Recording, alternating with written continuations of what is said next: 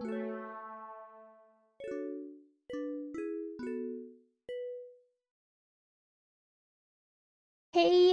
hello, and welcome back. We are so back.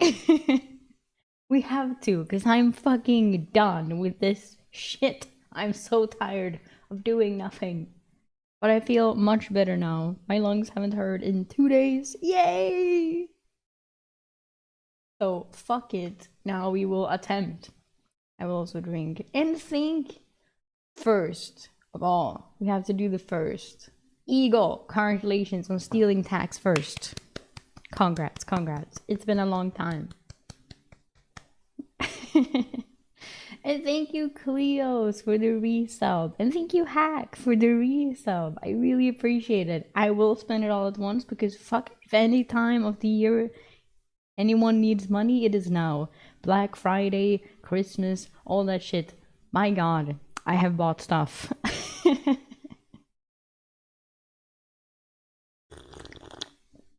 I bought a new chair since mine broke down. A new desk chair. A new mouse mat. Because mine is broken. It's the first mouse mat that is my own. My first ever mouse mat. Dude, 2 wheels just woof, broke off one after the other, and I was like, okay, I'm done. Okay, I'm done. I can't use it anymore.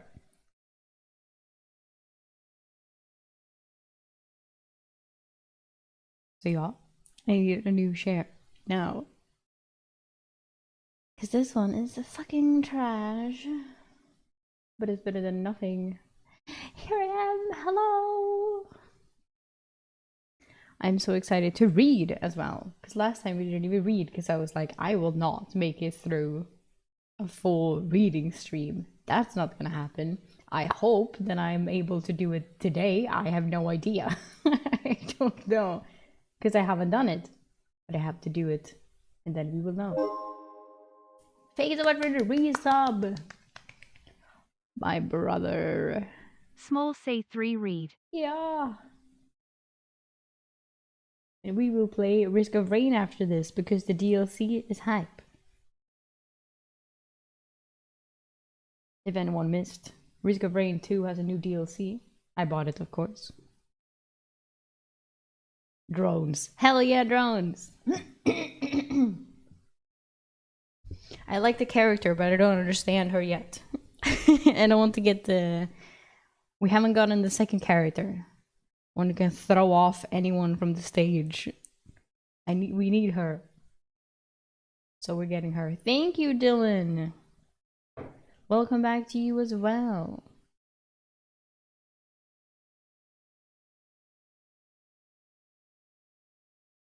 Welcome.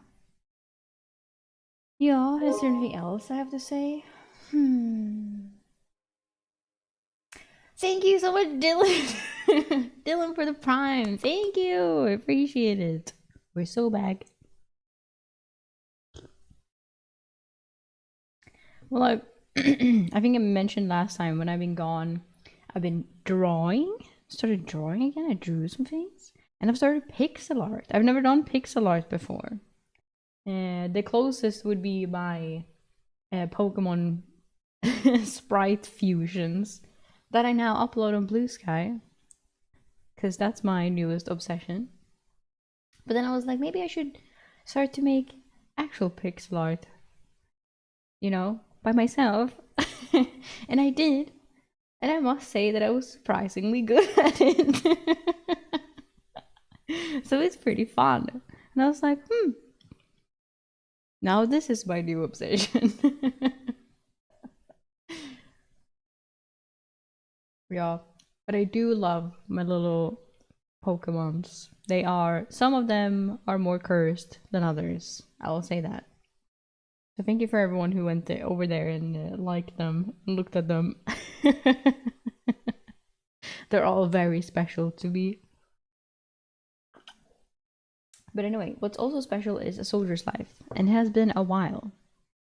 So pray with me, everyone, that we can make it through 5 chapters today without collapsing. I think it's doable. Thank you.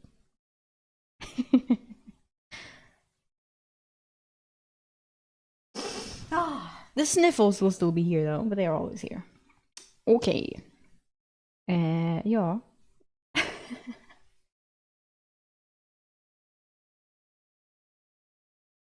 Quick recap of things I do not remember. Oh my god, Ghost. Hello. Welcome back. Everyone's coming back when I'm coming back. Oh, perfect. So, last time on A Soldier's Life, I barely remember. It has been a while. I don't remember what happened last time. All I do remember, though, is that we dreamwalked with Castile, and we didn't dreamwalk with Delmar, maybe? Someone. One of the higher ups with Castile, because he doesn't have any other. So that was sad. Yes, it says Delmar on screen. It was Delmar. So no, he had to just cuck share while Eryk and Castile dreamt a bit together and made some books and give her a headache. Then someone died last time. I remember someone died, some NPC. I remember I was scared, and then when they said the name, I'm like, who? Who is this? So I definitely do not remember. I know that the mage guy is a wolf, and he's after us, like stalking and fucking up some elemental or some shit. So that we're stuck in this ghost town now. So we're going to go dungeon. We're going into a dungeon, I think now. Because everyone is also like depressed, and there's some weird like thing happening with everyone. Eryk thinks everyone is more like depressed and just out of it. So a dungeon is gonna help. Yay! So we can get out because we're blocked in by snow.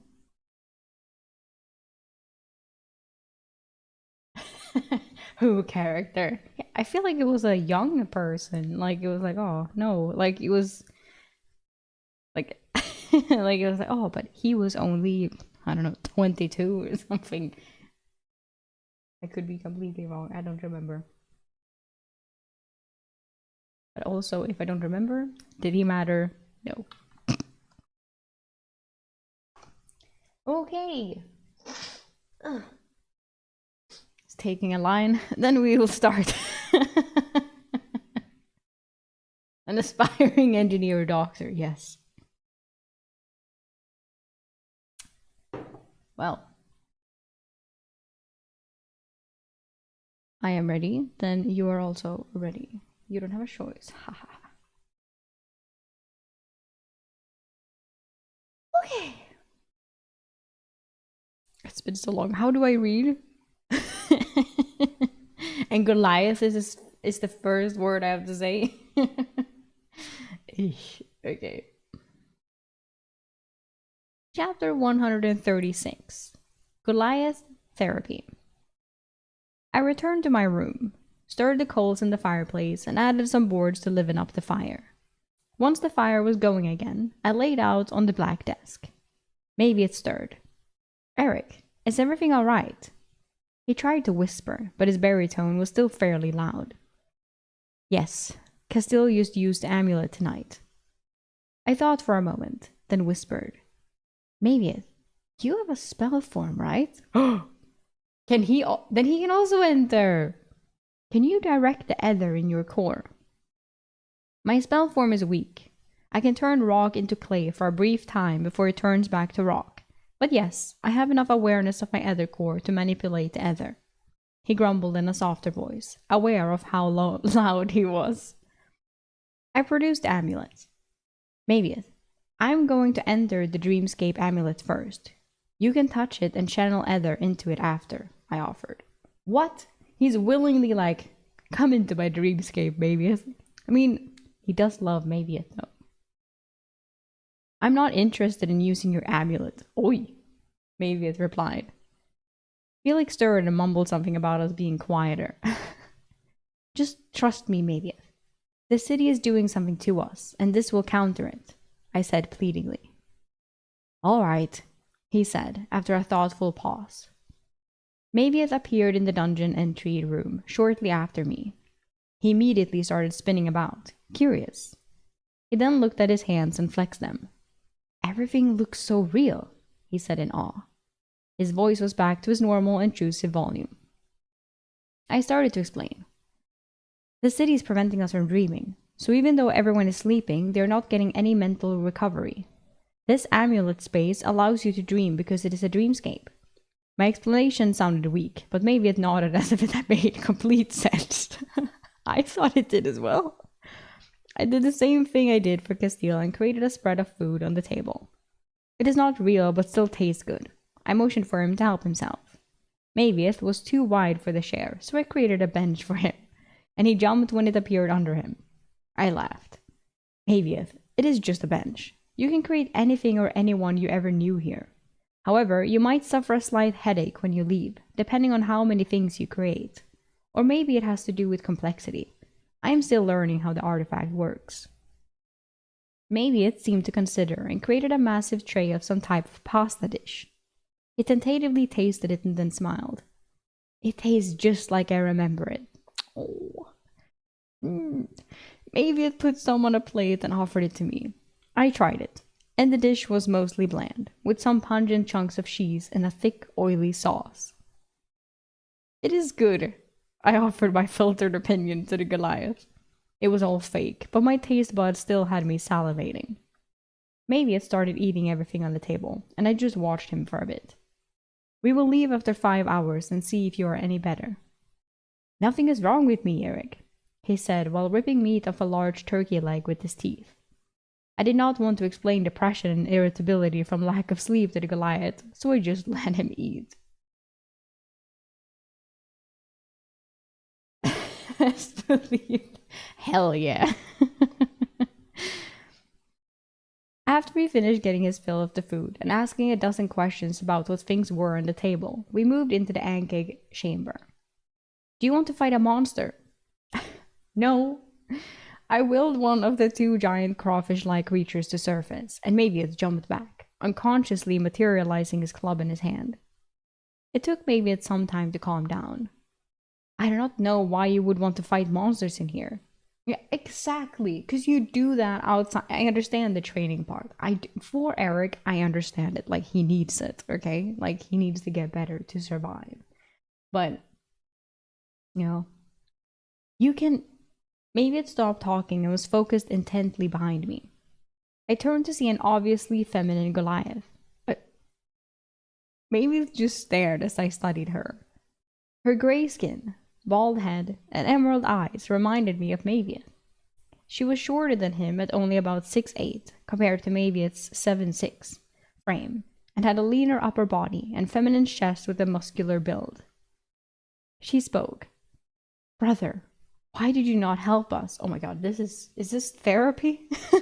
What is happening? The orcs killed me and took Myra. Shit. Maybe its guilt was imprinted on his manifestation of his sister. Oy, oy, oy. I focused, taking control of the female Goliath, and directed its speech. I forgive you, brother. Oh my, I feel like this. No, Eryk, you can't do this. I mean, oh, this is so wrong.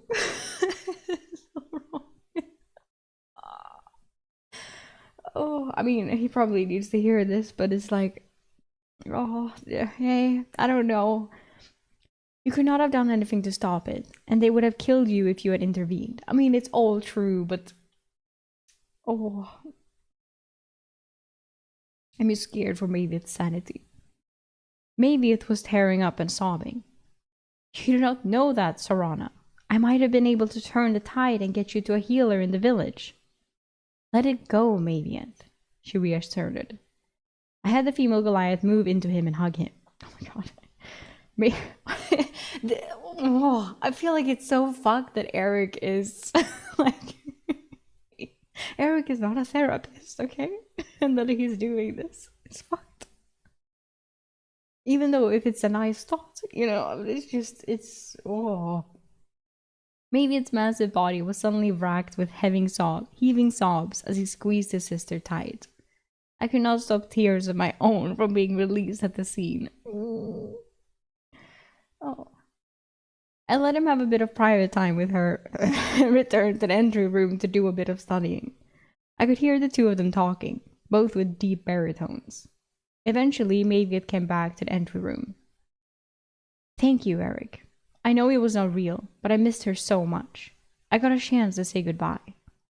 Maybe its eyes were puffy, which made little sense in here, unless he wanted it like that.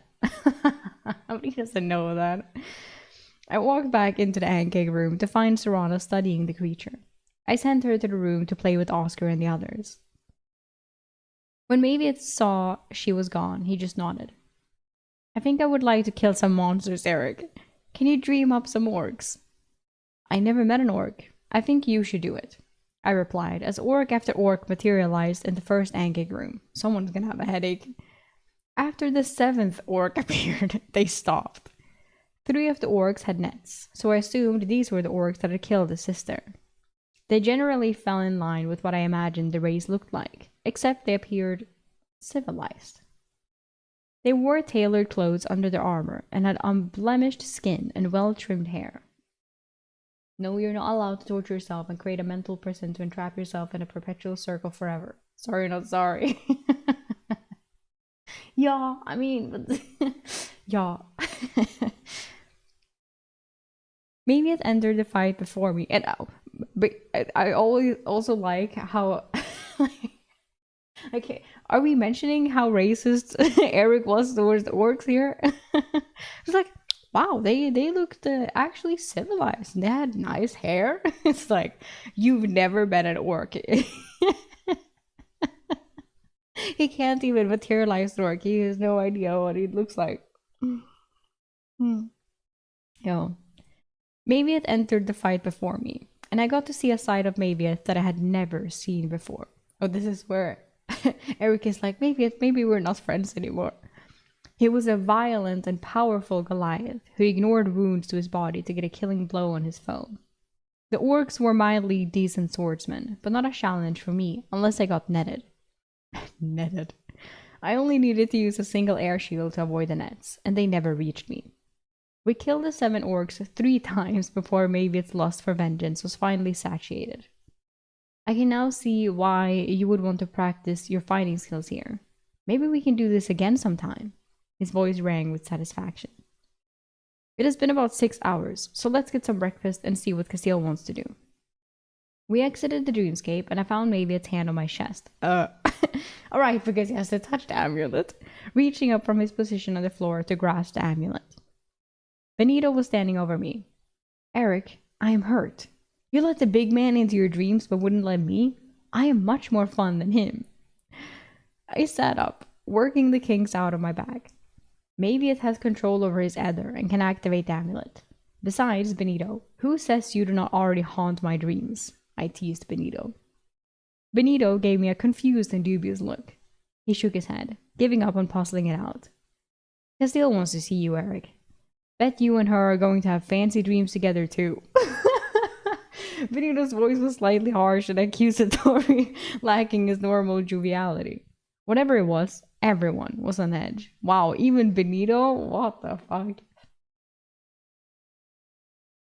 I knocked and walked in on Castile and Adrian. Wait, what? Oh, huh? I knocked and walked in on Castile and Adrian.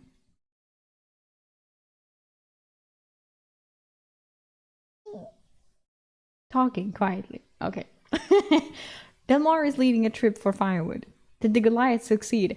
Wouldn't that have been crazy? You walk in on Castile and Adrian, and Benito is like, Castile wants to see you now. Castile's like, yeah, of course, this is what I wanted to happen. Did the Goliath succeed? Castile asked pointedly. Maybe it was able to use it. I think it helped him. I replied to Castile's nod. Good. I have a plan. There is a spell called Nightmare. It is an advanced form of the sleep spell, but it is the only spell I reviewed while at the Mage College that forces the target into a dream state. I want to borrow your amulet to learn it. Castile looked at me expectantly. I produced the amulet and handed it to her without pause. Wow. Adrian added, Eryk, if you have any food stored away, now would be a suitable time to share. The men are fraying from hunger and exhaustion, and I fear we may see serious fighting soon. I looked at Castile, who had a blank expression. She had obviously told him I had reserves. Uh-huh. I placed 14 meal bars on the desk. His eyes went wide. Anything else? Well, I produced a small, wrapped bundle of food from when I had left Legionnaire training. I had never touched it. There were maybe 8 or 9 pounds of food in that bundle. Adrian carefully went through it, frowning the entire time. I could tell he realized how long I had the food, as it had date stamps from the Legion training camp on the items. I was clearly revealing my abilities to him, but Castile said he could be trusted, so I decided to trust him as well, if only a little more. Yeah, okay. I was just as thin as everyone else, so I was obviously not partaking in the food. He did not ask if I had any more. He just mumbled that Delmar was going to accuse me of hoarding food. It was the only thing that made sense when food just appeared out of nowhere. Adrian finally said unhappily, 3 more days of food here for the company. Welcome, but not enough to make a huge difference. I produced a large 3-gallon jar of honey on the desk. Adrian's eyebrows went up as the jar was obviously bigger than my space, as he knew it. He opened it and tasted crystals. Honey, I nodded. Another 3 days, he said. They're gonna eat honey for 3 days. I mean, if you don't have anything else, but you know. He said, expecting me to produce more. I shrugged, indicating that was it. I still had 20 gallons of rum and whiskey, along with about 30 ration bars, the 2 backpacks from the Griffin Rider and Summoner that probably had some food in them as well, but I would hold that in reserve for now. Imagine if you took all of that out. Imagine. Castile seemed to consider. If I spend all day in the Dreamscape amulet, I might be able to learn the Nightmare spell in a week if Fortuna's favors me. It is a difficult spell, but the amulet does focus your efforts, allowing for faster learning. We need to keep clearing the specters from the lower layers, Castile. Right, they're specters. I forgot. Adrian pronounced in a clearly scripted speech. Castile tapped a kettle of souls on the desk, a small smile on her face. It is similar to a normal collector, Eryk. Oh. You aim the artifact at the disrupted body and push your ether into the device. It will feel slightly wrong as it pulls in the death essence, but that is normal. Of course Eryk has to do it. I did not like where this was going. What if we encounter another white, or something more dangerous? Constantine, Adrian, Blaze, and Brutus will go with you. Just work the periphery of the complex for now. She held up the amulet. I think this is more important for the moment. After my own time in the dreamscape, I can sense some of the men are on the verge of breaking. Adrian offered a weak, haggard smile. The good news is the elven wine appears viable, Eryk. Most of our descents will focus on recovering as many bottles as we can. How is this going to be explained? I gestured at the honey and food. I will take responsibility, and we will dole it out slowly, Castile said.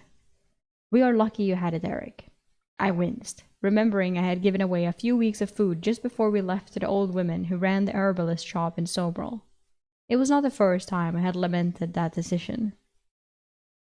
Delmar entered the room in a huff. The men are getting lazy, not carrying up a full load of shelving to burn. He noticed me and asked tersely, what is he doing here? He noticed the food. I told you he was hoarding food. Castile waved her hand and snapped her fingers. I told him to, Delmar. Snapped her fingers. Delmar. Figure out how to stretch this. She indicated everything. He was still clearly upset. I left them to get my breakfast of broth and rice. As I sat down next to Mavieth, he looked down at me, showing a smile for the first time since we got trapped in the city. Oh. Eryk, do you want to play a game of checkers? He's back. He is back. Oh, yeah, he's back. Hell yeah. Oh. Chapter 137. The Kettle Bearer. Eryk turns British. You just have to drink some.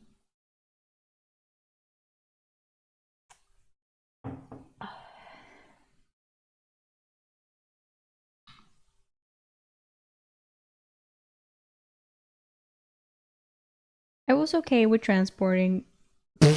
Transporting? No, not transporting. Fuck.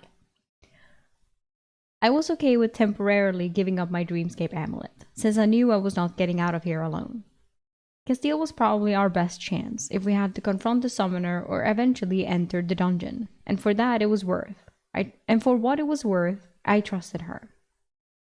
The temperature remained frigid outside, and the snow depth had not decreased, making it unlikely we would be walking out of the city anytime soon. After losing 2 games of checkers to an improved and somewhat smiling Mavian, I returned to my room with Mateo and Felix. Mateo was giving me the stink eye, so I offered. Castile has the amulet. Maybe she will let you try to use it. His eyes looked hopeful for a moment and then fell. Maybe after this mess. Is the wine giving you the squirts too? The squirts? Shitting? What? What? I was caught off guard and confused by the sudden change in conversation. Extremely so. What the fuck is wrong with you? Felix looked over and clarified for me. Some of us have been squirting out the arse after drinking the wine. What is happening? What did we come back to? What the fuck is happening? I haven't never ever heard someone referring to fucking diarrhea squirting out the ass. That's crazy. That's crazy. What the fuck is happening? Oh, okay. This is the world we live in now. Yeah? Of course. It is not poisonous, Constantine said from the archway.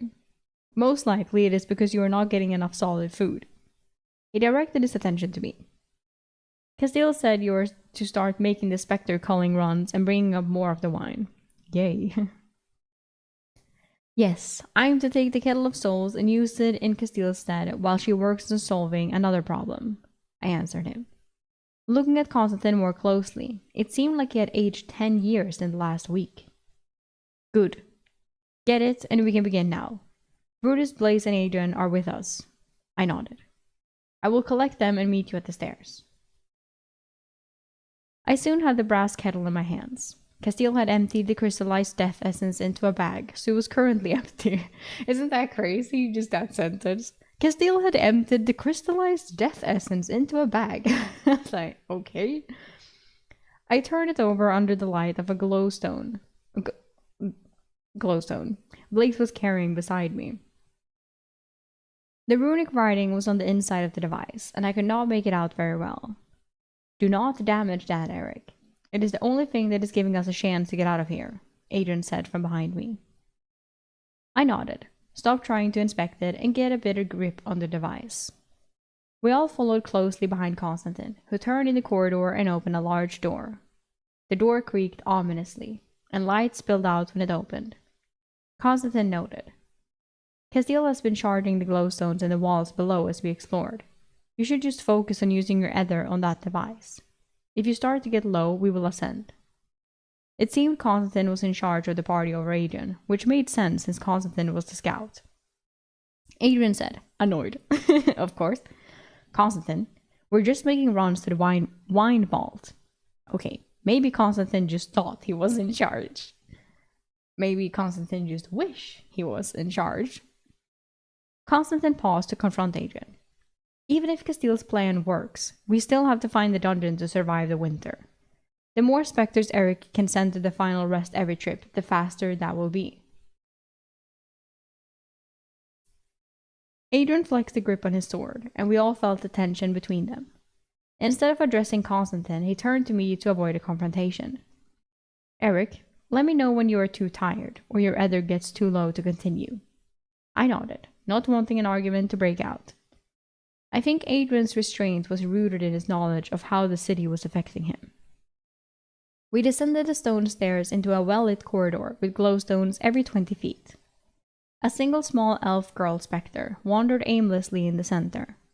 Constantine walked forward and unceremoniously cut her down in a splash of sparks. Oh, I have missed this.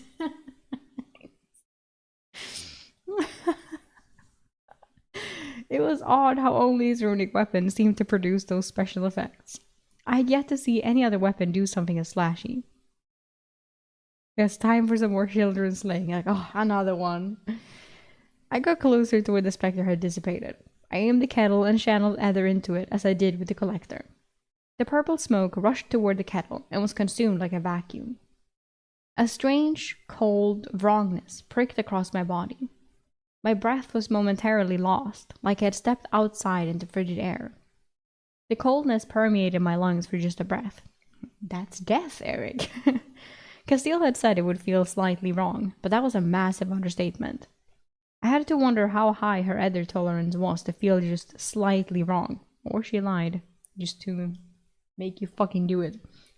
Maybe her ether resistance had something to do with it. It felt like I was bathed in the creature's death aura as it was harvested. I shook the kettle to confirm it worked, and a small amount of the purple-black glittering sand was in the bottom. Adrian was waiting on me. It worked. How many of these did Castile do every day? I had no idea how she subjected herself to that feeling repeatedly. I was looking at Castile's toughness in a new light. This was going to be very unpleasant for me. Constantine answered. Over 100 every descent. Every descent. Holy shit. How many can you manage with your ether, Eryk? I examined my ether core. It didn't take a lot of ether. The backlash from using it was extremely intense. I don't know how she managed it so many times. Adrian gravely spoke with respect. She's a tough one. Just let us know when you need to ascend, Eryk. As we walked the corridor, Brutus and Constantine were out front, Blaze at my side, and Adrian guarding the rear. There were dozens of large wooden doors lining the hallway. Constantine passed them all by without hesitation. 4 lone specters later, I almost felt like asking to return to the tower. My lungs ached like I had run a marathon, and my fingers were numb. Constantine stopped at the door, pushed it open slowly, and peeked inside. Clear. He entered, and we followed. Racks upon racks of wine bottles were present. Brutus was the most I have no idea what this word is. What? Okay. Flabbergasted? There has to be at least 10,000 bottles in here. More, Adrian answered. Eryk, fill your space, and Blaze and I will fill our packs. I picked up a green glass bottle and brushed the dust off. Imprinted in the glass was a scene of an elf hunting a gnoll. I remembered Adrian said the gnolls were the mortal enemies of the elves or something like that. Each bottle was its own unique carved piece of artwork. Different colored glasses in innumerable scenes. Every once in a while, Constantine said a bottle I picked up was no good. His ability to detect if something was an organic poison was coming through, maybe? I added 24 bottles. Blaze had 10 wrap bottles in his backpack, and Adrian had 11. Constantine and Brutus were not carrying packs as they were scouting ahead and needed to remain unencumbered.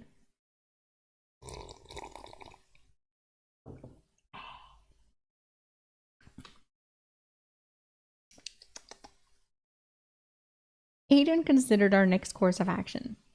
Constantine, we will swing by the children's shelter, clear it, and head back to the tower. Constantine, I need you to kill some more kids. Okay. Constantine nodded appreciatively and led the way. Appreciatively. It seemed we were heading back toward the tower, but I needed to spend more time in this unfamiliar underground maze to be sure. We descended a wide stairway into a large chamber lit by only a few glowstones. Hundreds of small skeletons were scattered across the room. Oh nay. We cleared this room of hundreds of specters, and now we usually find less than a dozen specters here every descent, Adrian informed the group. I scanned the room and could see only a single specter in the corner. A small boy, by the looks of it. Constantine had us wait for a good 20 minutes before walking confidently into the room. 20 minutes? 3 specters of children rose out of the floor to rush us, as did the boy. Constantine and Brutus dealt with them, and I completed my task with the kettle, wincing with each use. Constantine seemed pleased. Just 4 this time. That is a good sign. Leave it, Legionnaire, Adrian barked, startling everyone. Return to find Blaze sifting through the bones. We don't have time to loot the dead or the energy to carry the spoils unless it is a runic weapon. Blaze stood and dropped a ring he had picked up. I mean, just fucking take it.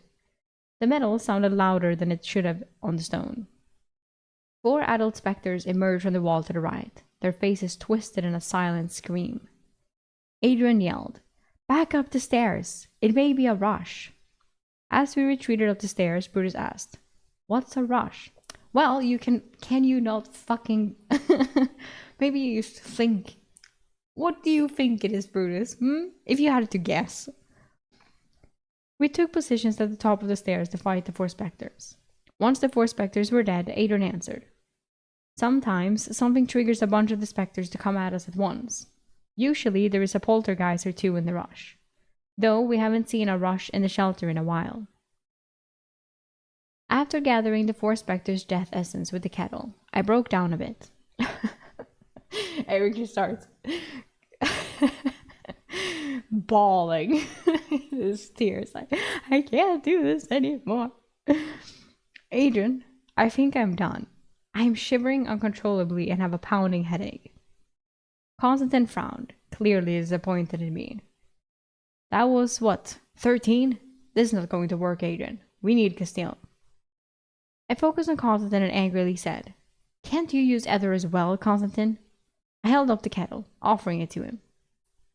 Constantine looked down at this runic weapon and then at the kettle of souls. I need to keep swinging my blade. You should push your limit, Eryk. Let's find 1 or 2 more wandering specters before heading back, he said, somehow sounding rational. Okay. It is up to you, Eryk. I know Castile found the experience unpleasant, but I do not think there is a limit on how many times she could use it, Adrian said, deferring to me. I hesitantly nodded my consent. Wow, I love that they're like, "Oh, just tell us when you can't do it anymore," and then he does it, and they're like, "Nah, fuck you." It's like, what? 6 specters later, we were climbing the stairs to the tower. My body was racked with chills that never seemed to end. Firth was at the top of the stairs. "About time you're back. We have 5 specters in the main library, and we have been subduing them, waiting for the kettle." I groaned, but turned around with just Constantine and Adrian as support. After the library was cleared, I shivered uncontrollably as we walked back to the tower.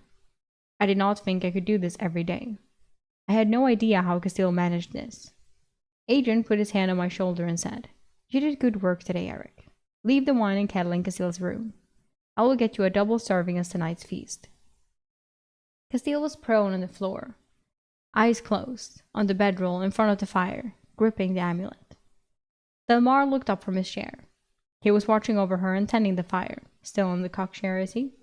I placed the bottles from my dimensional space on the desk and the kettle while Delmar watched me. Watched him from his chair. Castile said she knew. Delmar said flatly. I did not know what he was referring to, so I just nodded slowly. "You should go in there and bring her out." He motioned to Castile. My first thought was not a problem, but I would have preferred to Adrian to arrive first. I sat on the other side of Castile. I stalled. "Adrian is bringing dinner. Right after I eat, I will retrieve Castile. Using the kettle takes a lot out of you." Delmar shrugged and took the fire poker to stir the coals and add a board. We sat in silence, and Adrian entered a few minutes later with both backpacks of wine bottles and a bowl. He handed me the bowl. Lurkin is stretching the ration bars. The men say the soup is not terrible. He looked at Castile on the floor and sat on another chair. He addressed Delmar. It went well. The specters seemed to be thinning in the area we patrolled. Delmar replied. The scholar found a map of the city folded into one of the books. Right, he is with us. I forgot all about the scholar. Adrian immediately perked up. Delmar waved his hand dismissively. He found what he believes is the dungeon entrance, but it is on the other side of the city, just beyond the hearth tree. Of course, fuck. I was a little surprised by this great news. Damn it, really? Adrian bemoaned. I didn't understand what the problem was. Do you have any good news? Nope. We are out of healing potions and salves. Dante and Remus, frostbite is much worse. Oh shit, okay, they have frostbite. Might have to amputate their toes. I tried the soup and it reminded me of warm fig pudding. It was probably wishful thinking, but I kept the imagery up as I ate. Delmar and Adrian continued their conversation. Has she come out since we left? No. I was going to send in Eryk to get her, Delmar responded flatly. I put down the empty bowl. Why is it bad news that we know where the dungeon is? Delmar shook his head like I was an idiot. It is fantastic news, Eryk. He replied a little too harshly for my liking. It's just the fact that it's on the other side of a city infested with undead, and we'll be surviving off wine as we inch our way across, with half of us losing our minds in the process. Delmar was not an optimist. I think I will go check on Castile now, I said, sinking to the floor and touching the amulet. Yeah, fuck these two. Castile was studying one of her spellbooks on a couch in the entry room, looking very comfortable. She had a coffee table in front of her with an assortment of food and beverages. She looked up, surprised. Is everything okay? I vented my frustration. So, okay, I went down and they told me that I could stop whenever I want, and then I said I wanted to stop, and then they made me keep going, and then they yelled at me, and then I had to do it even more, and now they're angry.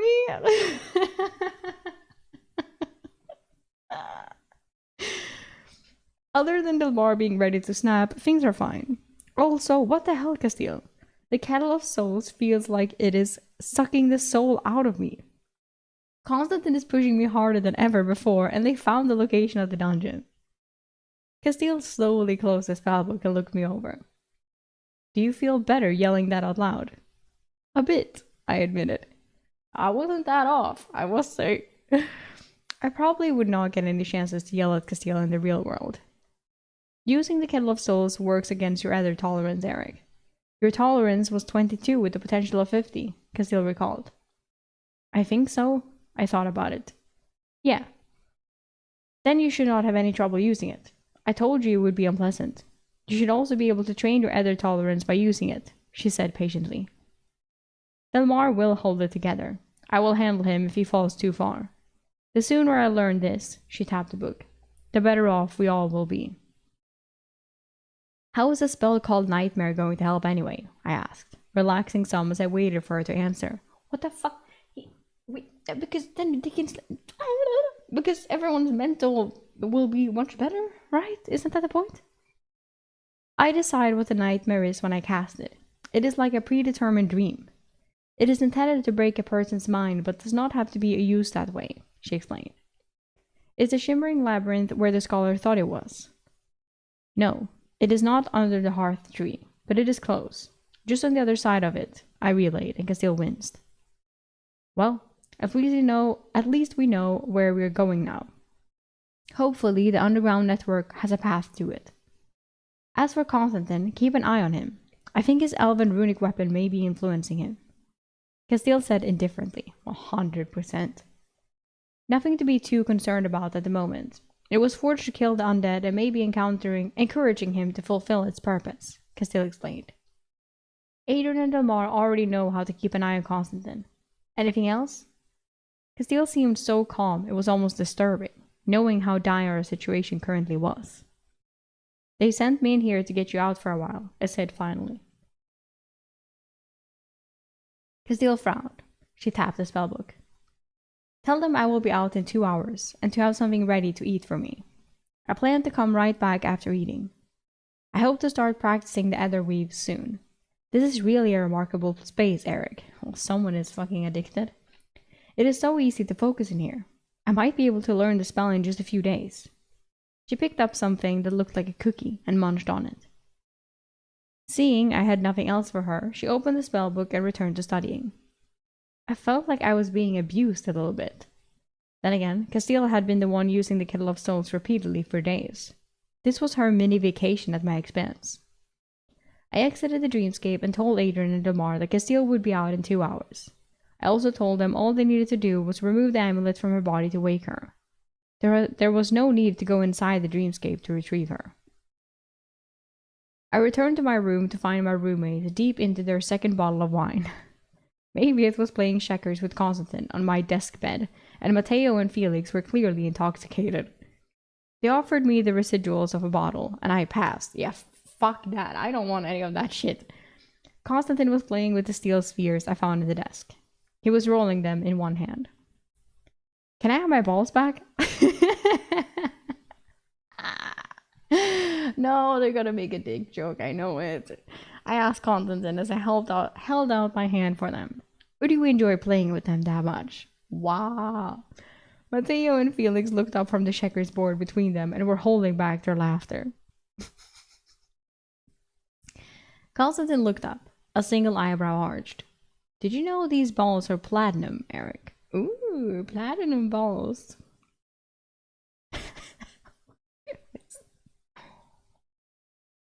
Chapter 138. Elven Assessment. Constantine and Maviet continued playing checkers on the desk, preventing me from laying down. Constantine noted the spears in his hand. They appeared to be ingots for making rings. I continued holding out my hand for the balls. Constantine regretfully dropped them into my hand, and I sent them to my storage for safekeeping. I took my canteen and sat on the bench by the fire. The fire felt warmer and more invigorating than usual, so I scooted the bench closer. Platinum is very valuable, Eryk, Maviet intoned as he cornered Constantine's last piece. Much more so than gold. Oi, it carries runic enchantments better than most metals and never tarnishes. Constantine nodded in agreement, frustration evident on his face from losing the game. He appraised me. How are you feeling? There was only a mild tone of concern in his tone, though more than I expected after our earlier interaction. With the balls? I held my hands closer to the fire, deciding what to admit. I did not want to appear weak, but Constantine would push me harder if I admitted I could manage it. I tossed the board on the fire. I managed today. The scholar found the dungeon location. By their lack of reaction, they already knew. Constantine nodded somberly. Yes, we're going to search for more runic weapons tomorrow. You are going to have to be able to do the thrice what you did today with the Kettle of Souls. Ouch. 60 at a minimum each day if we are going to reach the dungeon before we all die of starvation. Castile told me it would get easier the more I used it. Maybe not 60 tomorrow, but I will get there, I said confidently, though my body shook at the memory of using the bronze artifact. I hid my body's unease by stirring the coals. Mateo suddenly stood and rushed out of the room, having to take a squirt. He left the door open in his rush, and we cursed him for letting the heat out. Felix, close the door, Constantine ordered as they started another game of checkers. Last one, Maviet. Eryk needs his rest. Constantine winked at me like he was doing me a favor by giving me my bed. Wow. The next morning, I had to force myself to eat as my appetite was gone. Constantine gave me twice as much rice and beans as everyone else received. He then went to talk with the scholar. As breakfast ended and the men started on their daily tasks, Castile made an appearance, with Elmar and Adrian at her back. She looked pale and thin, but her eyes were bright, telling me her mind was sharp. She looked across the room slowly, making eye contact with everyone. We will be getting out of this. You're the strongest company in the Lion. I could promise you rewards beyond measure from the plunder of the city, but instead I want to affirm to each of you that your lives are more important. The undead will not break you. The cold will not break you, and the unseen summoner will not break you. Castile's passion was met with some nods, but a few still remained indifferent. I could see Adrian mentally noting who they were. Delmar rapped his knuckles on the shelf loudly. We are moving to the underground tomorrow. We have learned everything we needed to hear. That got whispers. Scholar Fabian looked around longingly at all the books he had not had a chance to study. Delmar continued. It will be warmer down there, and we will save time advancing through the city. We will be dressing back in full armor starting today. Get to your daily tasks, men. With that said, Adrian walked toward me and handed me the kettle. Constantine and I will be at your front today. Just blaze at your back. Let us know when you need a rest. Gear up, Legionnaire, he said, with a pat on my shoulder. Putting on my armor again was almost surreal. It was like the set had been made for a giant. I had trouble getting everything to fit tightly. All because he's so thin. I was like, what the fuck is yours? I walked out into the communal area and noticed my elven dagger on Firth's belt. I approached the veteran, demanding my dagger back. Firth, you have a runic sword now. Give me back my dagger. Firth looked me over and drew the dagger. This is too pretty a weapon for you, Eryk. He balanced the blade on his index finger and spun it, the blade and handle whirling. I have never handled such a perfectly weighed sticker. How much do you want for it? Oh my fucking god, fuck you. I'm not selling it, I said, holding out my hand. Firth considered me again and nodded slowly. He tossed, snatched, and sheathed the blade before handing it to me. It took me some time to secure the sheath on my belt, but soon I was ready. A few men nodded in appreciation at my reclamation of the runic dagger. Firth was a bit of a bully in the company. No shit, he sucks. Our armor clattered as we descended the stairs together. Normally, it had a rhythm to it, but not any longer with it being so loose. Blaze asked, "Why the armor now?" Constantine answered him while adjusting his straps. In case we run into a wight wielding a weapon. Adrian contradicted it, Constantine. No. No, we hardly secured the wine room this trip. I know we talked about looking for more runic weapons last night, but I still thought the men needed to see us making progress toward a goal. Adrian replied evenly. Constantine looked ready to object, but nodded and continued to lead the way. It was more of a slow walk today, and we did not see any specters for a few minutes. Blaze asked, "Where do all the doors go?" Some are more storerooms. Others lead up into other buildings in the city. Constantine paused at a door. This faded writing here says where the door leads. I took out my own glowing stone to examine the faded elven script on the stone. Some type of restaurant, I translated with my poor Elvish. Yeah, that's what it says. Some type of restaurant. Do you think they're open? Blaze asked seriously. I know it is early in the morning and all. He started to chuckle at his joke. So funny. We all started laughing. Okay, and Adrian chuckled. Well, if they're open, breakfast is on me. But that's good. It's good that they laugh. When things simmered down, Constantine gave a reality check. Well, laughing over. We only took one stairway up to the city. The building had collapsed on the stairs, but that did not stop 3 specters from coming through the rubble to greet us. We want to avoid triggering a rush from the city. If we stirred the city, it could have hundreds of specters after us.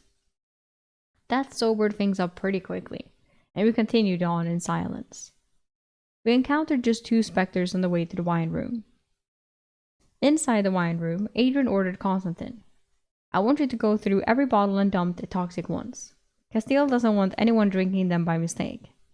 That was how we spent our next 4 hours, dumping wine bottles down the drain after Constantine pulled them off the racks. After that, we searched a handful of nearby storerooms for specters before returning to the tower. I only harvested 9 specters all day and was greatly relieved at the fewer times I had to activate the kettle. As we climbed the stairs, the most divine smell in the world assaulted our noses. We rushed into the small library to find a bird spinning on our improvised spit. Men were talking energetically and keeping their eyes on it. I guessed what the bird was. Baby eagle? It was the size of a turkey, so it was definitely not one of the monstrous adults. Felix answered excitedly. Flavius got an owl that entered the main library. My stomach can't wait to make its acquaintance.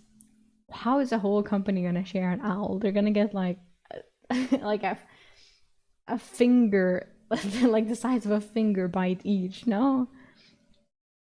It was most likely a scout. I mean, of course they would want it. I'm not saying like, oh, this is trash because it's small. I'm just saying it's like, that's sad, you know?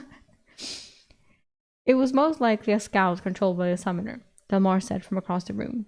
It saw us packing up from the window and wanted to know where we were planning to go. Delmar is correct. The summoner sent it, and I am certain it is not poison. He just made a slight error in his impatience. He has remained a few miles away, tired of waiting us out, Castile said neutrally, and sounded in control. The good news is he is too busy maintaining his hold over the storm elementals to summon anything else. Once we disappear into the Undercity, we may lose his focus. For some reason, I doubted Castile's optimism. Me too. Still, her counter to Delmar's pessimism brightened the mood. There was a lot less meat than it originally looked like. Everyone got an equal share, and no one complained.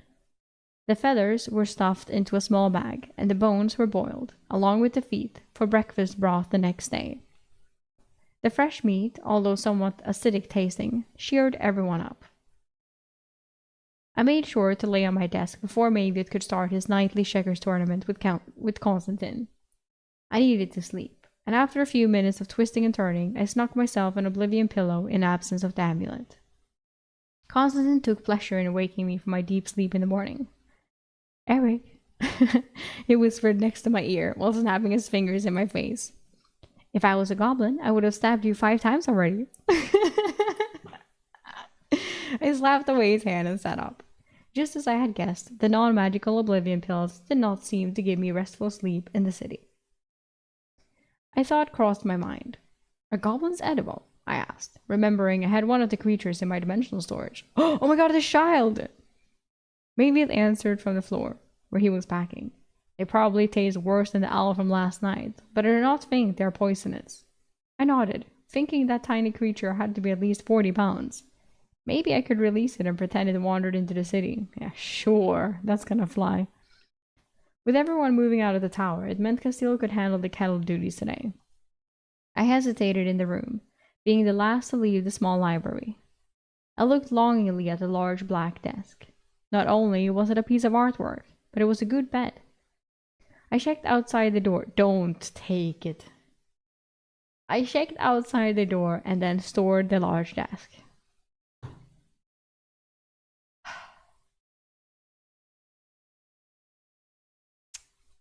Okay. When are you going to use this?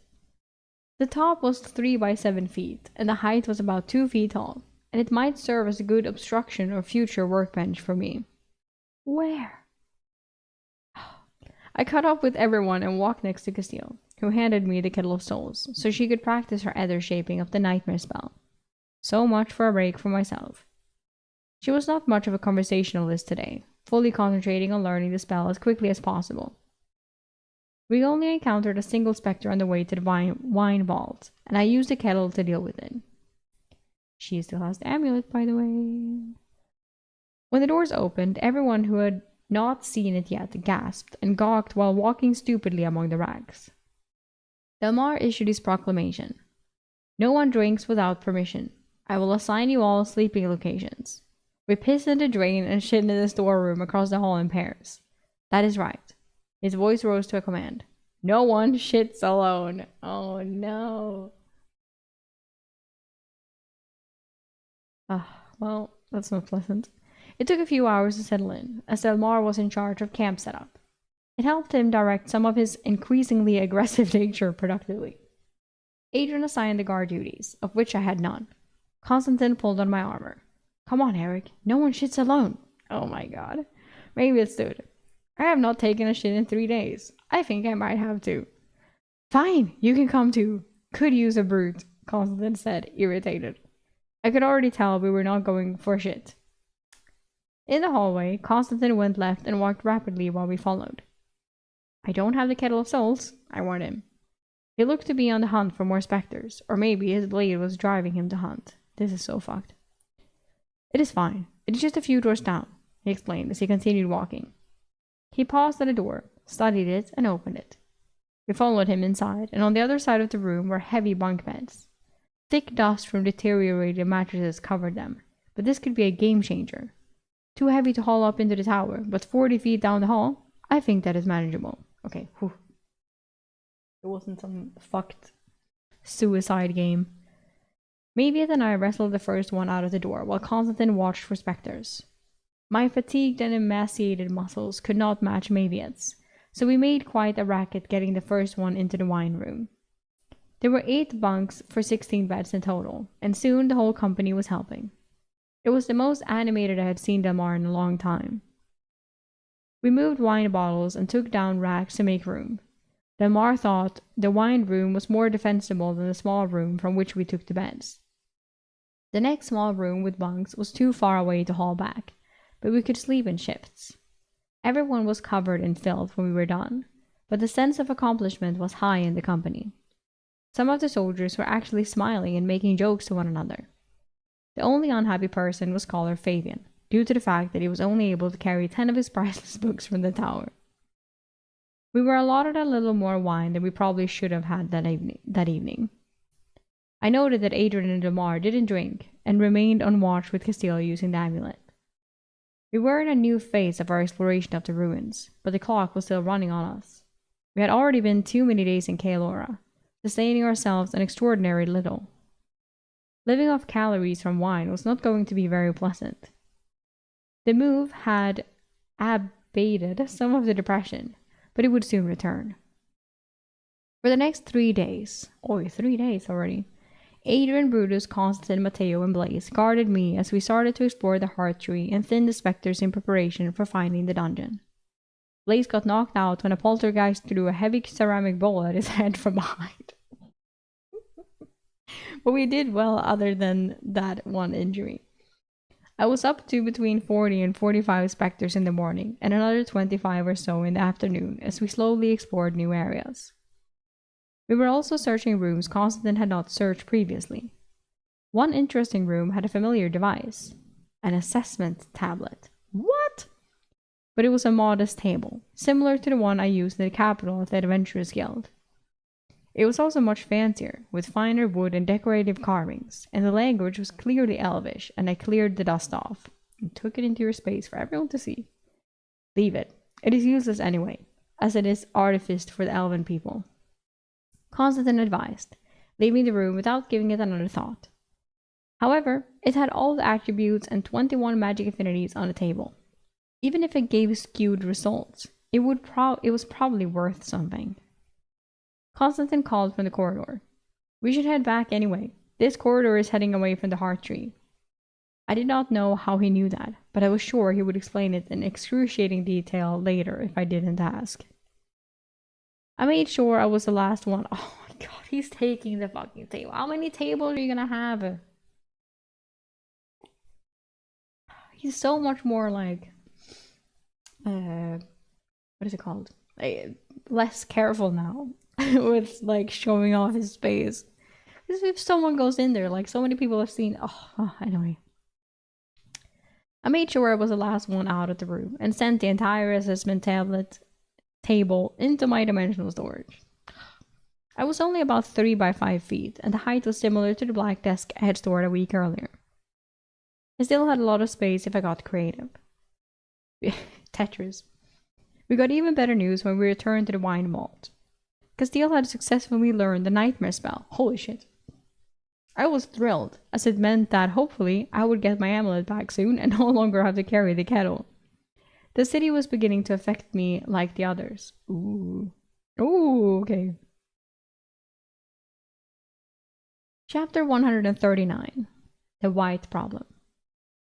Castile used her nightmare spell on 7 men, including Lamar, to start. They were in the worst shape, with sunken dark eyes and the worst dispositions. It was to be a 12-hour sleep on the bunks for them, trapped in some dream Castile imagined. Everyone nervously watched as Castile forced man after man into a deep sleep.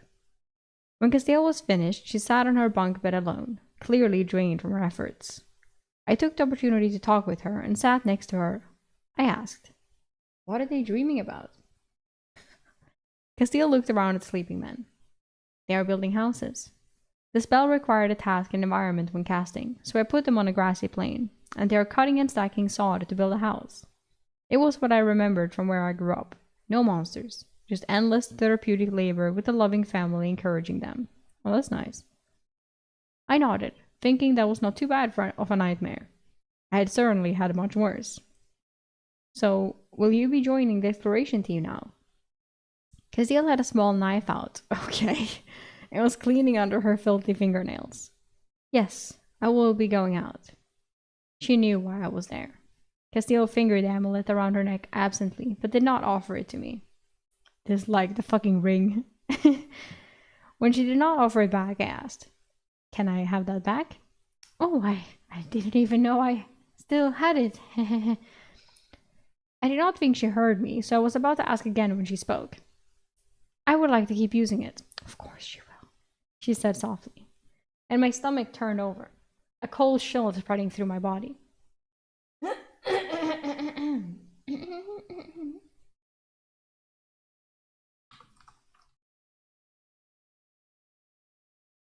quickly added, I think we can run 2 exploration teams. One will be led by me and the other by you. While you are out, I would like to use your amulet. When you return, wake me and you can have it. That sounded completely reasonable. I agree. As my mage commander, she probably could have just kept it, even though she recognized it as my property. I think that is acceptable. Are you going to learn another spell? Castile held the amulet again, studying it longingly, not answering for a time. For me, a single day studying in the amulet is like a week. I could learn every spell I ever tried to study and failed. You do not realize what a treasure it truly is. Her tone was slightly accusatory and had some jealousy in it. Realizing she may have crossed the line, she added, It is yours, Eryk. Perhaps I have become a little addicted to it. She removed the Dreamscape amulet and handed it to me. She added, unconvincingly, Perhaps a few days apart from it would do me good. Castile stood and walked away to talk with Constantine. After an hour's discussion, she announced to everyone not sleeping. Adrian, Brutus, Blaze, and Matteo, you are with me for a spectre harvest. Castile snatched a kettle and marched for the door while they scrambled to follow. I moved over to sit with Maviet, who was sorting wine bottles with Constantine at a table. Surprised she didn't take you, I noted, and Constantine looked up. We just returned an hour ago, Eryk. Castile decided the second team would be you, Flavius, Delmar, Firth, Benito, and me. Firth. Blech. Constantine revealed with a fox smile. Damn, she got to pick all the cool kids, I said gruffly. Maviet failed to understand. I think everyone is pretty cold, Eryk. But it is warmer under the city than in the tower. Constantine cackled a laugh. I think Eryk is saying that he wishes he got to choose his own team. I am actually quite hurt you would not want me on your team. I do not know why I said it. I think it was probably because it had been a few days since I got some real sleep, and my mind felt frayed and exhausted. Constantine, you're reckless. Oh, he's actually okay.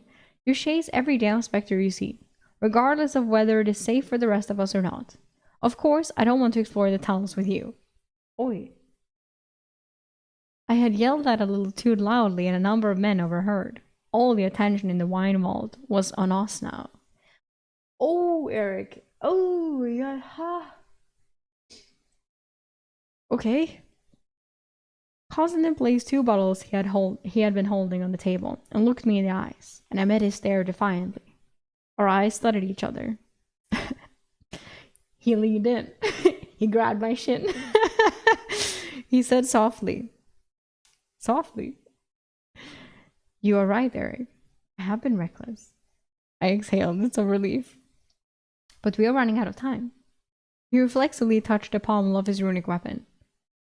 So, it is not your weapon driving you, I accused him, getting bolder.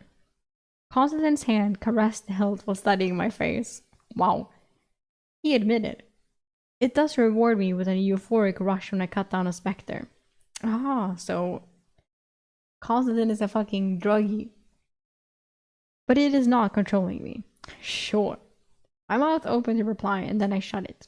Constantine was an addict and did not even realize it. Yeah. Perhaps you should loan your runic weapon to another, Constantine. My suggestion was met with harsh eyes. I remember that Constantine had also recklessly pursued the summoner to reclaim this blade. I was not sure how he did not see that he was beholden to the weapon. Yeah, that's crazy, actually. I decided not to press further. Yeah, that's clever. I walked over to Scholar Fabian to see about continuing my education in the Elven tongue. After an hour, I decided to get some rest. My mind had its fill of new vocabulary and listening to the scholar's voice. I went to an open bunk and lay down, leaving Constantine and Mavieth. I had the amulet, and I wanted to get some actual rest. I entered the dreamscape and found the entry room filled with living room furniture and an entire kitchen. The bookshelf I had left for Castile was now full of books as well. I mumbled to myself. Castile, you have been a busy woman and made yourself at home. I think it's more she made herself at home. Like she's like, I want to live here. I flipped through each one of the books she left behind on the bookshelf and made a copy of the complete set. I then walked down to the scorpion room.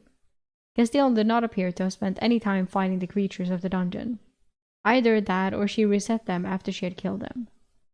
After a quick inspection, it seemed that my secret room was undisturbed. I then set my copy of the books into my secret room and left, closing it behind me. Is that where Oscar is?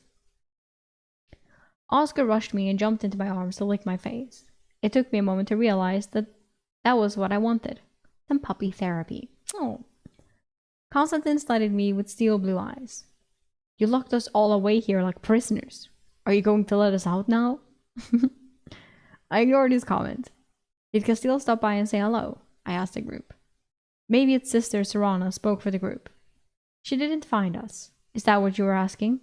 She did come into the scorpion chamber once, though. She fought it and returned it back to normal. Thanks for telling me, Serana.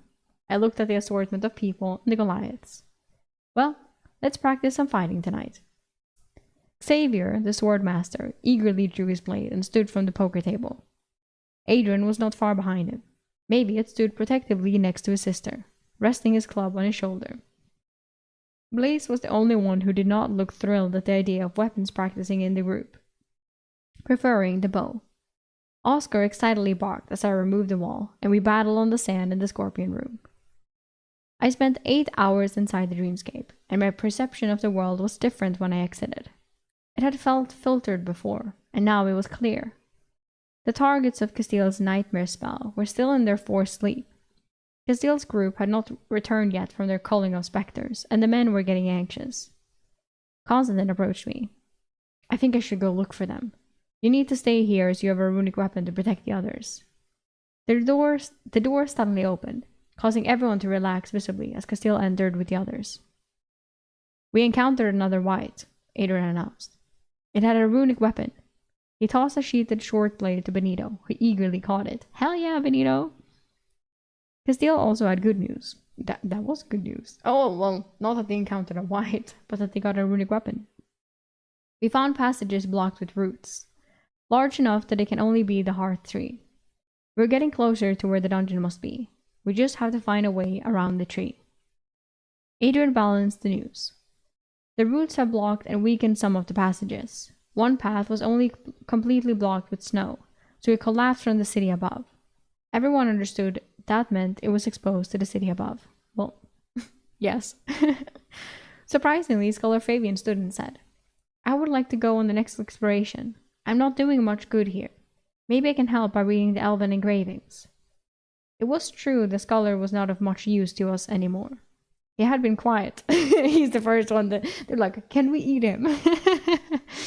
He had been quiet, studying his books, and maybe he figured the small allocation of food we used on him might be withheld soon. Almost all our solid rations were gone, and we were pretty much drinking our calories from the wine. Castile considered the scholar and handed me the kettle of souls. Eryk is leaving soon. You can go with this group, scholar. Her voice dropped so only I could hear. Just eliminate as many specters as you can and return. We will all go together tomorrow. We are close, Eryk. She said reassuringly, and even cracked a smile on her thin face. Now give me the fucking amulet. I started getting ready and heard Benito ask while looking at his new weapon, which was shaped like a long slender leaf rounding out the last 2/3.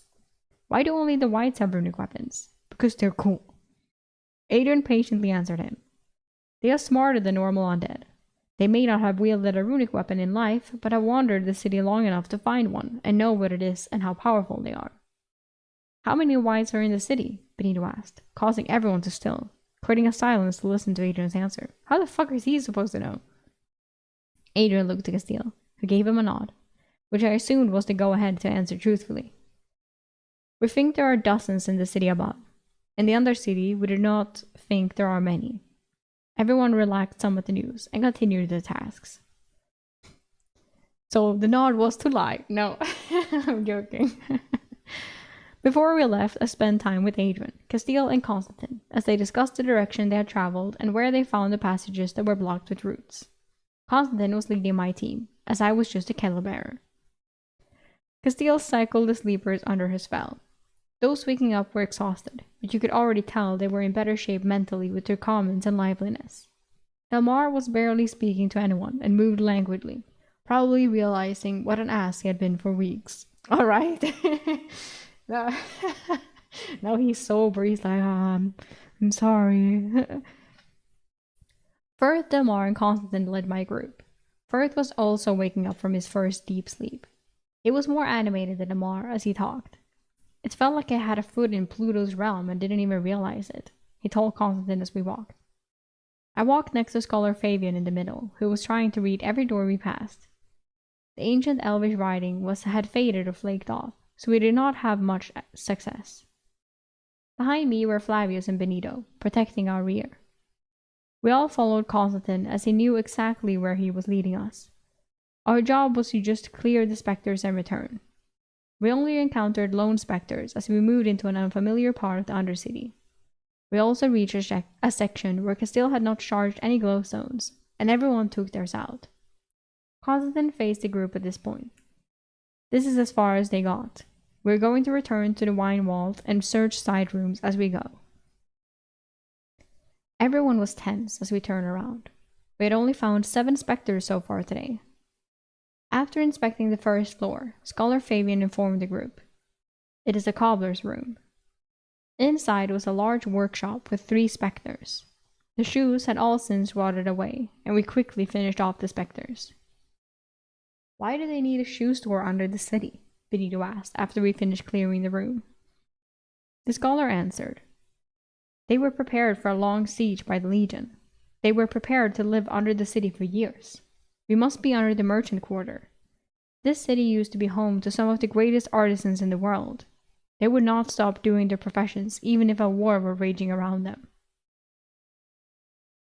We continued opening doors but skipped doors that led up to the city. Every time we were rewarded with 1 to 4 specters inside. It was as the scholar had said. These were the specters of the artisans. The spectral clothes they wore were fancy and fashionable. Scholar Fabian suddenly got excited at the 9th door. It is a weaponsmith. There must be a forge on the other side of this door. Delmar looked at Constantine, and they both looked like kids about to raid a candy store. Constantine repeated the same thing he had for each of the Constantine repeated the same thing he had for each of the last few entries. I will go first. Delmar will go left. Firth will go right after me. Don't get distracted. Cut down the specters quickly so Eryk can use the kettle. Constantine tried to open the door, but it didn't budge. The moisture in this part of the city had rotted the door somewhat. Delmar and Constantine worked together, and they were able to pry it off the hinges with a lot of effort. Constantine rushed and shouldered the door. The door spun, freed from its prison, and slammed into the ground inside the forge room, causing a thick cloud of dust, made worse as the glowstones illuminated the particles. The thick cloud of dust caused 0 visibility. Constantine held out his blade as he entered the room with Delmar and Firth. Does anyone see any specters? Delmar said through coughing fits. I don't see anything, Benito replied from beside me. A body was thrown out of the room and slammed into me, knocking me into the wall in the corridor. It was Firth, who looked broken and choked out a warning. White! Where? Constantine's voice echoed in the dust cloud from inside the forge room. A figure rushed toward me from the dust, and I erected an air shield in front of me. The emaciated elf crashed into my air shield, just a foot from my face. It looked like a zombie elf, its gray skin stretched tight over its bones. Firth was trying to stand but struggling. Delmar screamed in obvious pain. I have specters in the forge. I need help in here. Constantine yelled, frustrated as I could see flashes of his own sword through the dust cloud. Where is the white? My black blade stabbed forward into the stomach of the white, but it just pressed forward, trapping my blade. It screamed a raspy, angry yell at me. In the corridor, I shouted. Benito attacked, and the white punched him in the chest, tossing him sprawling back down the corridor. An arrow suddenly protruded from the neck of the white. The white swiped at my air shield, shattered it without difficulty. His clawed hands then left deep gouges on my armor. Constantine rushed out of the dust cloud and hacked into the neck of the white. Instead of sparks, the blade hissed and steamed as he connected. I could not extract my black blade, so I drew the elven dagger and stabbed the white in the eye. It suddenly paused in its attack, looking confused. Constantine hacked the other side of its neck, freeing its hand from its body. The dust was clearing, but Delmar was still screaming for help. Use the kettle, Eryk! Constantine yelled as he dashed back into the room to help Delmar. The dust was clearing, but not fast enough. I aimed the kettle and channeled ether into it. A thick purple smoke came from the corpse of the white, and it felt almost like a brief tug of war as it resisted a final death. It finally succumbed to the bronze kettle, and a palpable relief escaped me. I turned my attention to Firth, who was moaning in pain, one arm clearly broken. Oh, fuck. I'm fine. Help the others. Wait, it was Firth, right? I don't care. He pushed me away with his good arm. Flavius rushed into the room as the dust was clearing. I entered after him. The forge room was large, and its expanse briefly took me aback. Easily 200 feet deep. Delmar was on the ground to the left. He was no longer screaming for help. Why? Constantine was swinging wildly at 4 specters around him, sparks flying with every swing of the blade. Eryk, use the kettle! There were at least 9 specters, maybe more if Delmar killed some. Constantine sounded frantic and worried. I used the kettle and it eventually pulled 11 specters into it. With the room now clear, we all stood over Delmar. His scraggly bearded face was pale white, and his eyes looked vacant as they stared up at nothing. Damn it, he was definitely dead. Holy shit, Delmar died? What? What the fuck? Hello, Kate. Glad to see you alive. Yes, thank you. But Delmar is dead.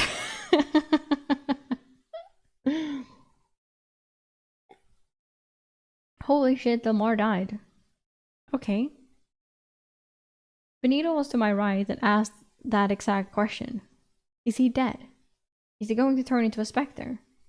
Constantine let out a long, disgruntled sigh. Yes. Oh, okay. Wow. That just happened. Okay. Chapter 140. Morning. Constantine stood over Delmar, studying the Legionnaire's body, and then said with remorse, Did anyone else get hit by the specters or White? Firth, cradling his broken arm, replied, The White broke my arm. Constantine moved to stand in front of Firth, examining him closely. Well, guess you have to die too. Just the one injury? Do you feel any different? My fucking arm is broken, Constantine. Of course I feel fucking different. Firth yelled, spittle flying from his mouth. Shut the fuck up, Firth. Eryk cut off Delmar's head and used the kettle on him. Wow. Constantine barked at me while we were all still in a daze. I looked at Delmar's corpse, not fully processing the request. What? His spirit is going to turn into a specter. You can prevent that before it happens, Constantine yelled, his anger bleeding out. He kicked over a rack of swords, the violence and noise seeming therapeutic for him. Well, fucking you do it then. Just do it then. I walked to the body and readied my black blade, but it felt wrong to cut off Delmar's head, so I hesitated. Constantine stormed over and used his own runic blade to complete the task, steam hissing up as he did so. I fumbled for the kettle and used it. A purple haze flowed from Delmar's neck and head into the kettle, proving he had been turning. But it still did not make me feel any better. Yeah, what the fuck? Benito was walking around the room, looking at all the various weapons. I think he was having trouble dealing with Delmar's death and was seeking a distraction. I went to the wall and charged the embedded glowstones to illuminate the massive forging chamber. There were a number of workstations and anvils throughout the room. Benito asked weakly, Who is going to tell Castile? I don't think it matters who does it. I don't really think it matters. There was silence as we all looked around. Constantine finally voiced, It will be me. His death was my fault. No one argued with him as we continued our search. Yeah. Benito seemed mollified that it would not be him and asked while clearing the dust off some short blades, Are any of these runic weapons? Scholar Fabian was searching with us. I forgot that he was there. What has he just witnessed? Most likely no. Clean off the dust and there's a chance if they have no rust. I started searching with everyone else. It gave us something to distract us from Delmar's body. I noticed Flavius pick up Delmar's runic blade. It was an extremely valuable dungeon blade, but no one stopped him. Every blade and axe I checked was tarnished with rust under the jacket of dust. It felt like Delmar had given his life for no reason. There were hundreds of weapons here, all artistic works that needed to be cleaned and oiled, but nothing was free of tarnish. Got one! An excited Benito called from near the forges. We all rushed over to find Benito cleaning something that looked closer to a sledgehammer than a weapon. The head of the sledgehammer had been cleaned off and looked like liquid mercury in the light of the glowstones. Scholar Fabian quickly assisted. Definitely an artifice hammer, but I think it is designed for metalworking and not fighting. He handed it around, and I realized how heavy it was when it got to me. The head alone was probably over 5 pounds, and the shaft added to the weight with rich black wood. Constance said what I had been thinking. The Goliath can use that. He can be of some help with the specters. Hell yeah. We continued to search the room and started stacking the weapons in the center so we would not go over them more than once. We made 4 stacks, one for daggers, one for short swords, one for long swords, and one for axes. The spears we found we leaned against the wall. We were interrupted twice by wandering specters, but eventually searched the entire room. Constantine was the most upset of all of us. I think he wanted to find something more substantial so Delmar's death would not be in vain. We found 3 runic daggers. Wow! And a second, smaller runic forge hammer among the bones of the fallen smiths, bringing the total to 4 more runic weapons added to the company and a sledgehammer from Eviath. Isn't that fucking insane? Like, that's great. Like, runic weapons, aren't they like super rare? And now they just like have 5. We left the room and began to walk back to the wine vault. Constantine led us, but did not drag his feet. When we reached the room, he marched right up to Castile and told her what happened. The bar is dead. I went to Mavius, who was playing checkers with Remus. Eryk, how did your exploration go? The Goliath asked while studying the board. Delmar is dead, I said plainly, and Remus' red mop of hair looked up in surprise. That is impossible, Remus muttered as he stood and went to spread the news. Well, I sat across from Maviath and passed him the large runic sledgehammer. This is for you, Maviath. It is a runic weapon, not designed for fighting, but it should be good enough to bash some specters. The Goliath took the hammer and caressed the thick black shaft and the silvery head. It is an impressive hammer, Eryk. How did Delmar meet his fate? He leaned the sledgehammer against the table, focusing on me. I looked around the room as Remus spread the word. We found a forge, an armory of sorts.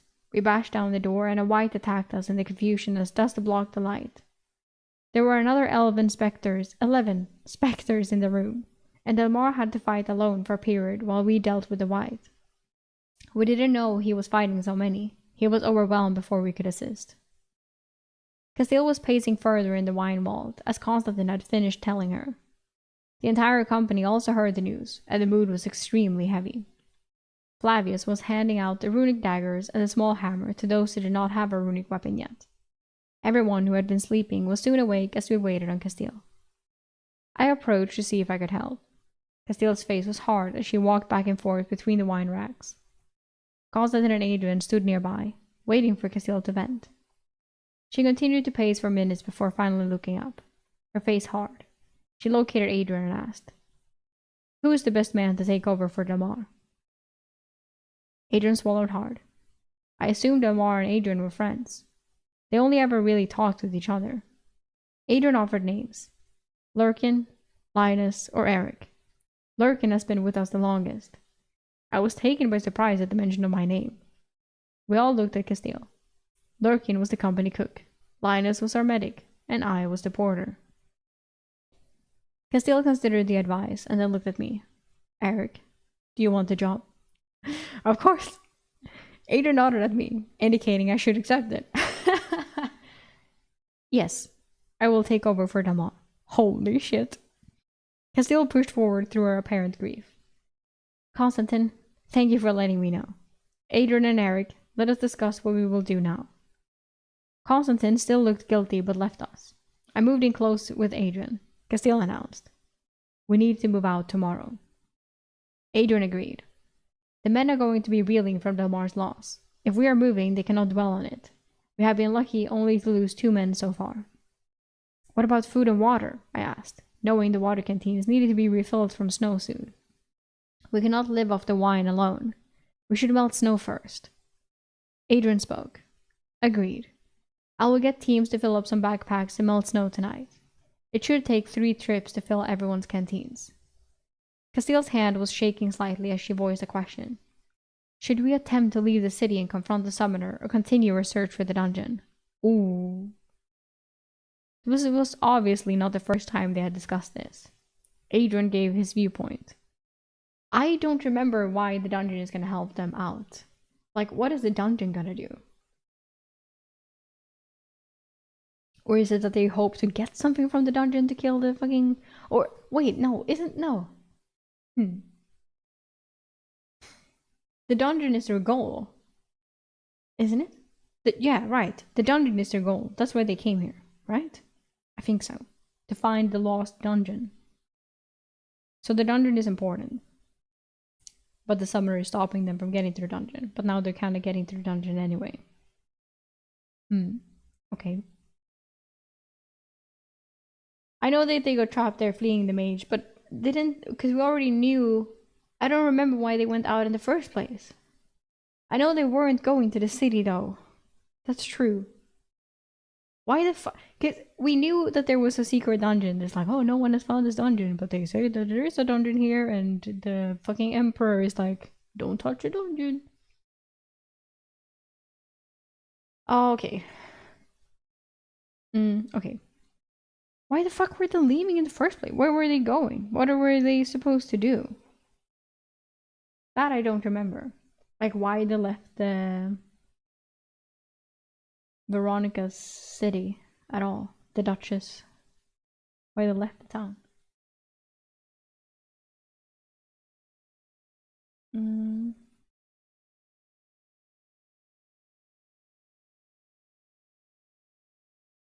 Yeah, not important now. This was obviously not the first time they discussed this. Adrian gave his viewpoint. The snow is too deep to move effectively out of the city and beyond. We cannot surprise him, and we will have time to prepare for us. Even though I dislike dungeons, I think it is our best course of action to continue our search for it. They looked to me as part of this exercise. Apparently, I was supposed to offer an opinion and a reason for it. If we do make it into the dungeon, we may be trapping ourselves there. The exit may be congested with specters and wights. Adrian nodded in agreement. We could draw 100 specters to the dungeon entrance. What if only 6 of us can enter? The rest will be mobbed. Oh, that's true. Scholar Fabian had been edging closer and was close enough to overhear the conversation. Dude, this is a private conversation? He approached us. I do not think we will need to worry. The Shimmering Labyrinth has no limit on the number of adventurers that can enter. Ooh! Castile looked displeased. What have you found out? What have you not told me? Scholar Fabian winced at her sharp accusation. I do not know how accurate your information is. It is from one of the children's books I found about the dungeon. Why is there a children's book about a dungeon? It describes the first floor as a stone maze. Everyone who enters is randomly placed within the maze. Oh, that's fun. Adrian said in disbelief. I have never heard of a dungeon that separates the delvers. That is because I think it is a solo dungeon. You can meet up with others once inside and work together. The good news is that it appears there are many exits, and it is not difficult to leave the dungeon. The scholar offered the book in question to Castile. Castile opened the book, and Adrian looked over her right shoulder, so I looked over her left. There were some faded pictures, and the scholar described the book. It is a tale of an elven princess who wants to be an adventurer. She sneaks into the Shimmering Labyrinth to prove herself to her father. There could be a lot of embellishment, Castile voiced skeptically as he paged through the children's book delicately, careful not to degrade the ancient book further. She was interested in the pictures. Each picture was a faded watercolor and had the heroine fighting a different monster. I noted the monsters pictured. There were many spiders of various varied sizes and colors, including a black bear and a massive white bear. Polar bear? The scholar took the book back. It is a child's tale, but there should be threads of truth in it. It is also the only book I have found that directly describes what to expect in the dungeon. Castile looked old, and her hair had streaks of grey in it. Random. Random. Do you still have the recipe book too?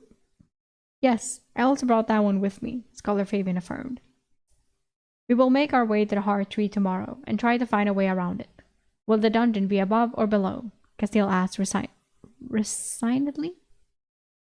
The scholar did not have a definitive answer, but with a hesitant look offered his best guess. I believe it is below ground. The Elven King tried to hide its existence from outsiders and seems to have been successful for the most part. Castile nodded, committed to continuing the search for the dungeon. She addressed everyone in the room. Delmar was a great legionnaire. He knew exactly what each and every one of you needed and how much you could carry.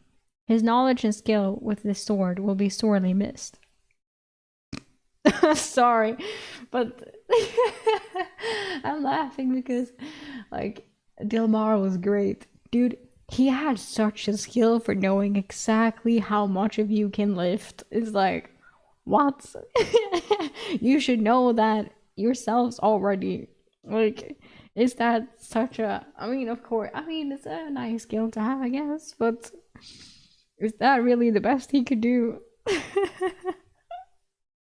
Then with his sword skills, that I understand will be missed.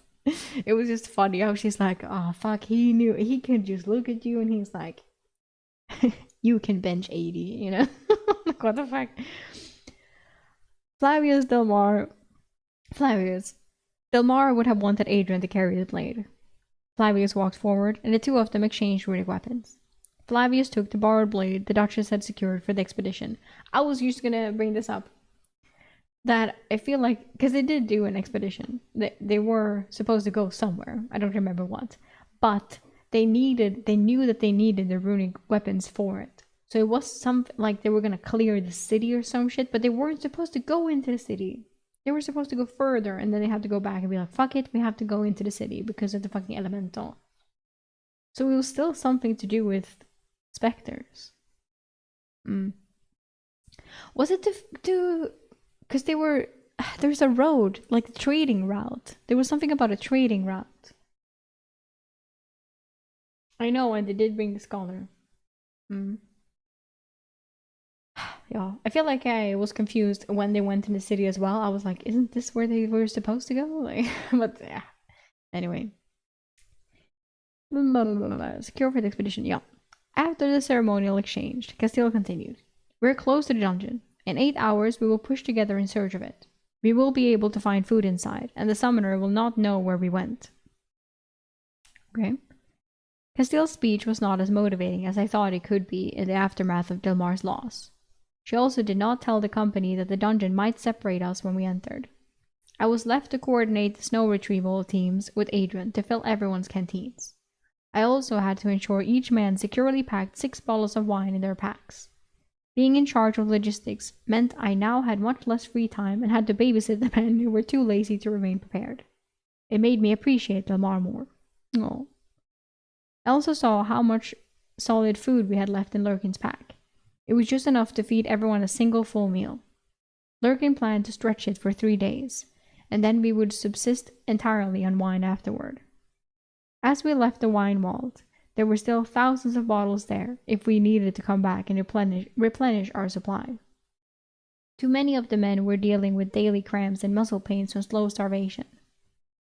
I agreed entering the dungeon was our best course of action. Yep. We were too feeble to fight our way out of the city.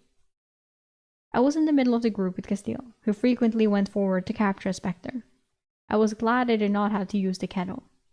We quickly moved through the underground network, Constantine leading us. When we reached the room where Delmar rested, Castile went in and covered his body with his sleeping roll. She paid a few private words, and then offered the men a chance to take any weapons they wanted from the piles we had made during our previous visit. Even though they were not runic weapons, the quality was far superior to our Legion-issued gear. I picked through the daggers and hand axes, adding a dozen of each to my storage. No one was paying much attention to me, and I figured they could eventually be cleaned and sold. I also took one of the elven spears. If we found another white, I would prefer to be able to hold it at a range. The claw marks on my armor were a terrible reminder of the encounter. We quickly found the passages blocked by the heart tree's gnarled roots when we headed out. The roots blocked the passage and even went through the stone floor to the lower level and down to the sewers. Castile determined cutting through the mess would take too much energy and time. We started making our way to the right, trying to follow the roots. We constantly had to backtrack and seek a wider route around, but we were making progress circumnavigating the tree. Things got a little dicey when we caused a rush of over 50 specters and poltergeists when we entered a wide corridor. We had to cycle men to the front, and Castile got extremely busy with the Kettle of Souls. Our large group even had to deal with specters coming from behind through the walls. During the rush, maybe it was a monster with his new runic sledgehammer, where it took multiple strikes from a runic sword to dissipate the specter. Maybe its heavy hammer blow always took them out in one. We proceeded even slower after that rush. Firth was the only legionnaire who was too injured to help in the fighting. His dominant sword arm broken and in a sling. Right. Everyone was exhausted after hours of walking and fighting in the underground complex. The complex never seemed to end. It really appeared as if we were never going to get to the fabled dungeon. Scholar Fabian got Castile's attention. Mage Castile, this door goes up to the city.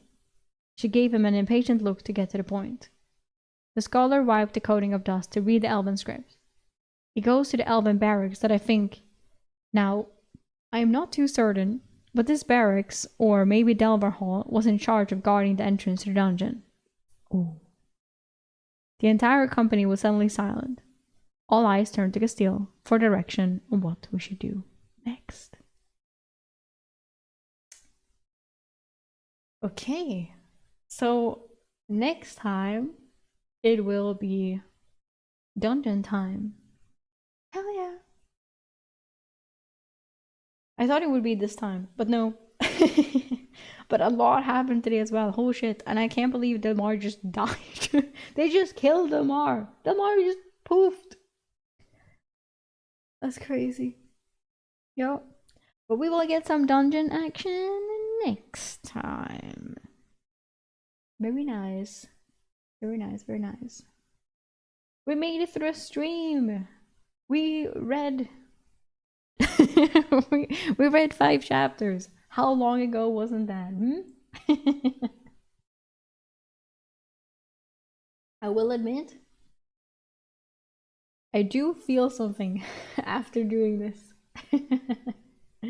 Rip Delmar. Not much, but I can feel my lungs a bit. So depending on how... Hopefully this doesn't last, and it's just a tiny bit, because I haven't talked as much in I don't know how long. So that they're just like, what the fuck is happening? Just muscle, you know? Hopefully. Yeah.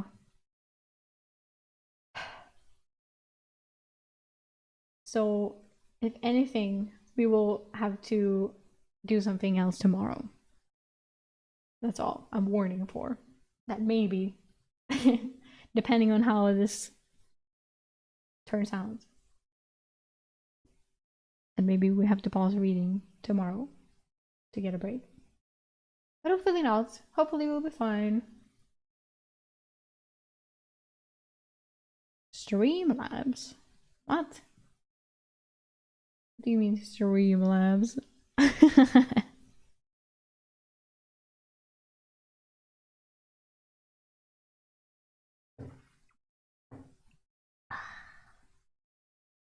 Yeah, something I should manage to do tomorrow. Even though it's not reading. But I think it should be fine. Who knows what we'll do tomorrow anyway, I don't know. We'll see.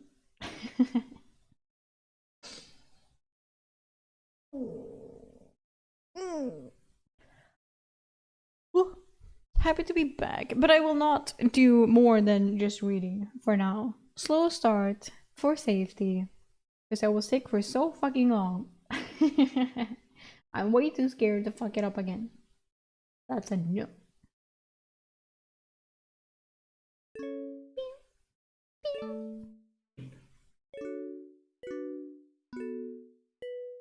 But thank you everyone so much for coming and watching. It was fun. I'm happy to be back, and I hope to stay back for a while before I go over to Sweden for my little Christmas vacation. But that's not yet, so don't worry. We have like 3 more weeks of streams, I think. So it should be good. No issue. No issue. But yeah, feel free to follow me on places. As I mentioned before, I post my Pokemon fusions sprites on Blue Sky now. So if that's interesting, that's the newest thing that has happened, I guess. Yeah, and maybe I will post some of my pixel art there as well. Maybe we'll see. But thank you so much. I appreciate all of you for coming. I'm happy to be back. Very nice. I hope to see you again very soon. Have a nice rest of your day. Hey, bye bye.